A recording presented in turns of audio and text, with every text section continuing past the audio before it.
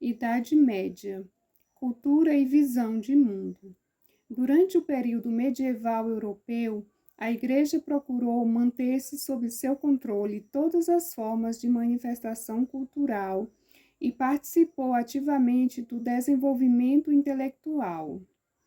Por influência dessa interferência religiosa, Deus tornou-se o centro da cultura medieval. Alguns historiadores chamaram essa conjuntura de teocentrismo.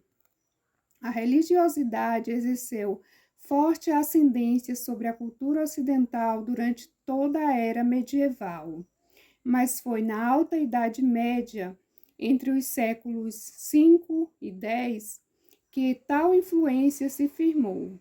Assim, grande parte das expressões culturais do período, tratados filosóficos, pinturas e obras arquitetônicas, revelam intensa devoção e crença em Deus.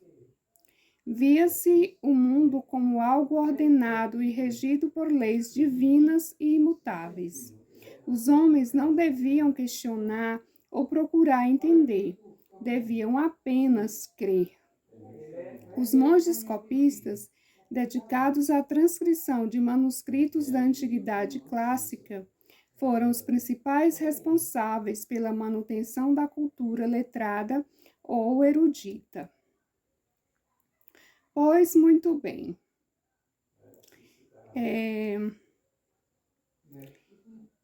Essa cultura era representada principalmente pelos textos gregos e também pelos textos romanos. Durante a Alta Idade Média, destacou-se o desenvolvimento da teologia criada por Santo Agostinho. Ele difundiu a cultura greco-romana com a doutrina cristã. A corrente filosófica que mais influenciou Agostinho foi o neoplatonismo. Trata-se de uma filosofia cristã baseada nas ideias do filósofo grego Platão. Bem, segundo essa corrente, o mundo das coisas ou o real seria apenas a manifestação física do mundo das ideias. Se quiséssemos encontrar a deveríamos, conforme Agostinho, procurá-la não entre as coisas reais do mundo material, mas entre as ideais do mundo espiritual. Assim, ele criou uma teoria contemplativa que dava pouco valor às coisas mundanas ou terrenas e supervalorizava o mundo espiritual. Para Agostinho, a vida humana era uma realização da vontade de Deus, e os homens, ao nascerem, já estavam predestinados à salvação ou à perdição eterna. Aquele que recebia os sacramentos e se submetia à vontade da Igreja, dava provas de sua fé e de sua predestinação à salvação eterna. Os monges foram responsáveis pela criação da música sacra, da qual se originou a música erudita dos dias de hoje. Também, durante a Alta Idade Média, foi difundido o emprego de cânticos em cultos religiosos, com ritmo lento e uniforme e tom vocal grave. Os cantores eram sempre homens. As características desses cânticos foram sistematizados e fixadas pelo Papa Gregório Magno. Daí, tal modalidade ser denominada canto gregoriano.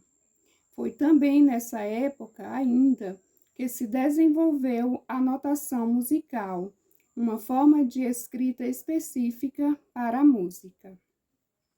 A cultura medieval nesse período, no entanto, não se restringiu às determinações da Igreja.